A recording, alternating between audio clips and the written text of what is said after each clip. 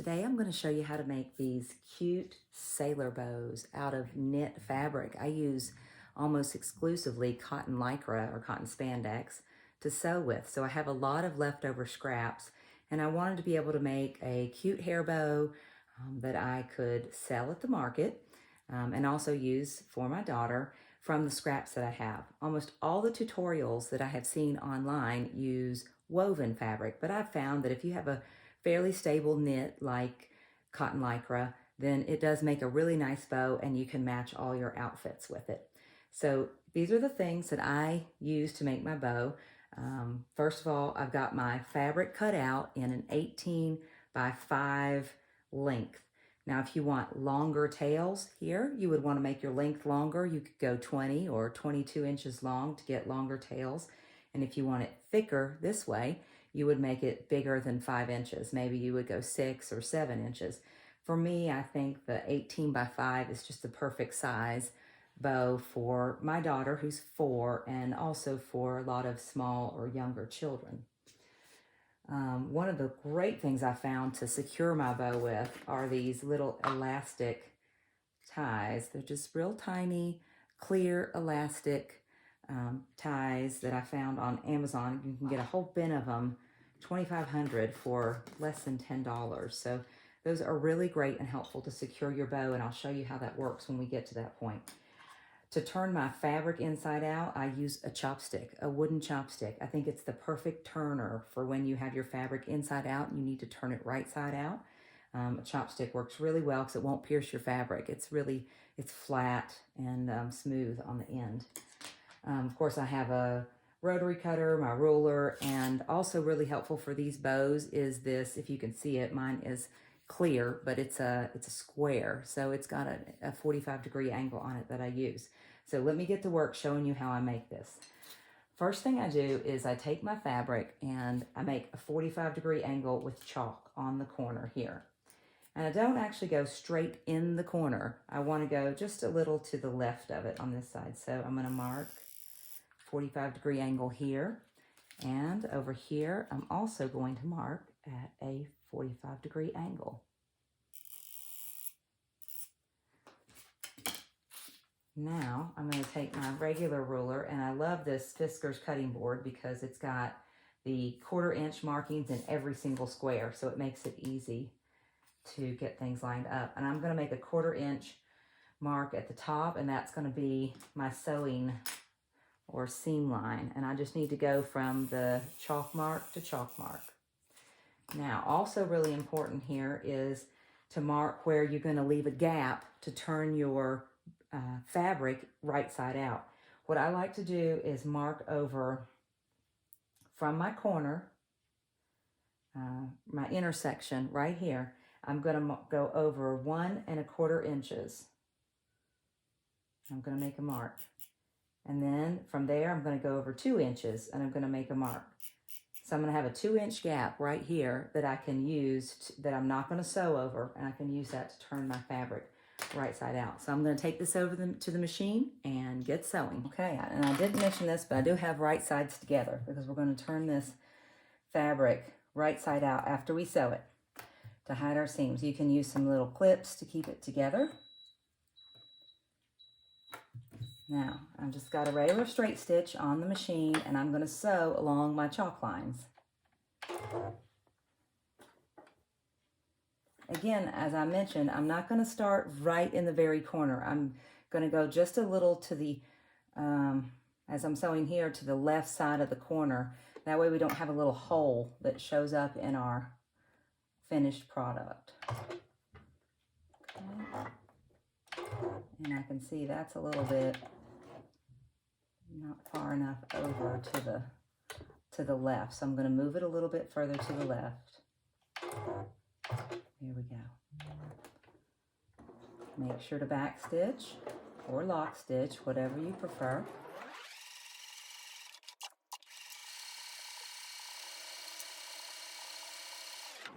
All right, we're coming to our first mark, and I'm going to back stitch there, cut the thread, and then skip over to the next mark.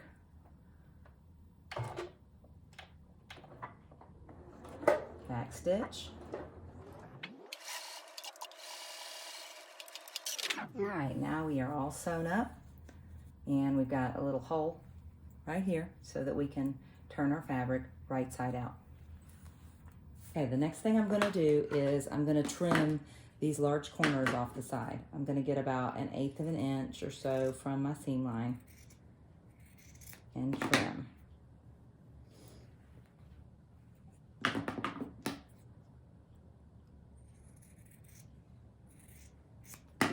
Now, we're going to go through our hole here and turn the fabric right side out.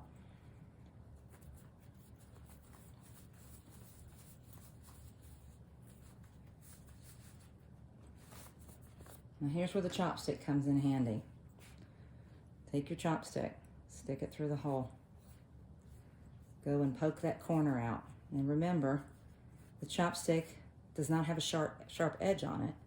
So you don't have to worry about putting a hole in your fabric. You want to run the chopstick right up the seam. Now, I do not have sharp corners. That is not how I like my bows. I like them to be more of a soft, rounded look on the sides. So that is the look that I'm going for, and I think that is probably the best thing with knit fabric because it is not rigid like the woven fabric is. So it's going to be difficult to get a very square corner with knit fabric. All right, so now I have that. And what you want to do now is, if you want to, you can press this a little bit to help you sew it up, but you don't have to. Now you just want to go and sew up right on top of the fabric. We're going to sew up this hole. It's a good idea to use matching thread, but I'm going to continue to use white thread, and then I'll show you how it looks when we finish, and you'll be able to see how this seam is going to be completely hidden on the back of the bow. All right, we're back at the machine, and I like to take and move my needle all the way to the right, or quite a bit to the right anyways, so that I can get a good maybe 1/8 of an inch seam there. And make sure I've really closed up the hole. Okay, so now I have stitched up my hole closed, and now I'll show you how we make the bow. Okay, what I like to do is take my curved cuticle scissors, another favorite sewing tool, curved cuticle scissors. You can really get your thread trimmed very close to the fabric using curved cuticle scissors. Now go ahead and lay it out just like this, and you want your seam to be on your left side. Take the left side over the right side, or I'm sorry, left side first, and then the right side over the left. And we're going to move it back a little bit until we get our tails to line up with our edges here.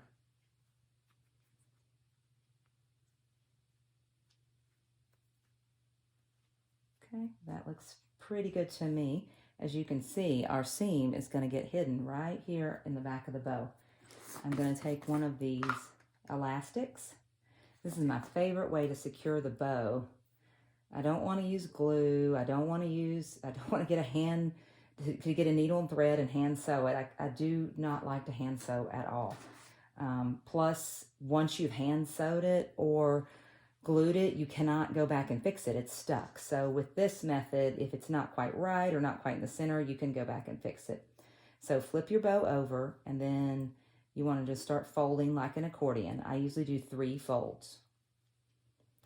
And then I stop and I look at it and I say, are my tails even? You know, do they look fairly even? And here, I think they do. So I'm going to put my elastic on the bow. And for these, I wrap them around 3 times.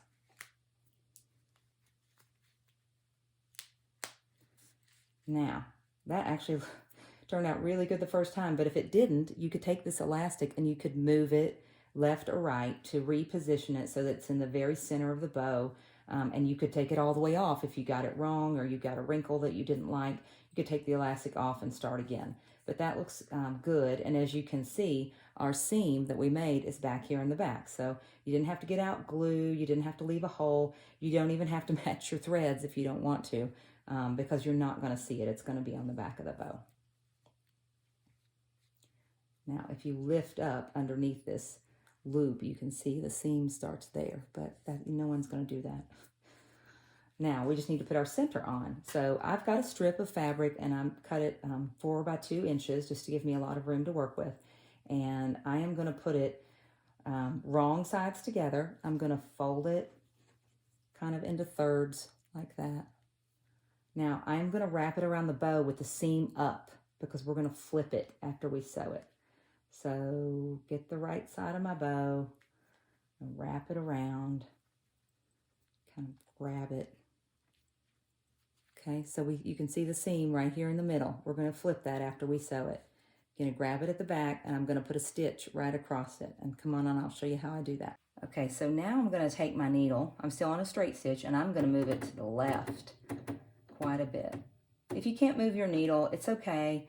Your bow center, you're just going to have to stretch a little harder, and it may be a slight bit looser. But if you can move your needle, that is a great thing. I'm going to move mine all the way over to a 1 on my machine, so that's really far to the left. Now, what you're going to do is you're going to pull it like this, so you don't get the bow caught under the needle. You don't want to get the blue part of the bow caught. You just want to sew the white middle strip. So I'm going to basically kind of shove it under the sewing machine and pulling tight with the right hand. Now I'm going to let my presser foot down, and I'm just going to start to sew back and forth. Again, I'm just doing a straight stitch here. This is not something that's going to get stretched, even though it's knit fabric. You do not need to do a zigzag or anything like that. Just a straight stitch will be just fine.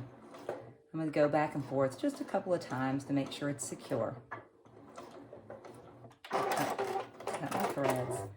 And as you can see, it's sewn together now. We're going to go over here and clip this excess, and then we'll flip it over, and then we'll be just about finished with our bow. So we'll take our scissors and we'll clip the excess of the center piece of fabric. And now, because it's knit and mine has 4-way stretch, you can just flip it around so you can hide that seam nicely. Just play with it till you get it just the way you like it. And I also mentioned that pretty much all of my fabric has 4-way stretch. So if you are using knit fabric that only has 2-way stretch, you're going to want to be very careful about how you cut your center piece, because you do need it to be able to stretch.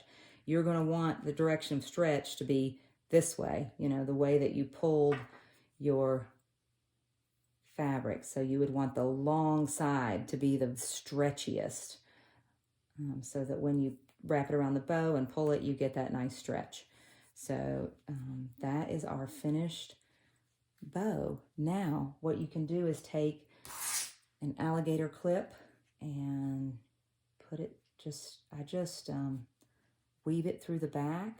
Now if you want, you can take a hot glue gun and just kind of squeeze some glue in there to make sure it is totally secure, and then you've got a gorgeous little knit fabric sailor bow.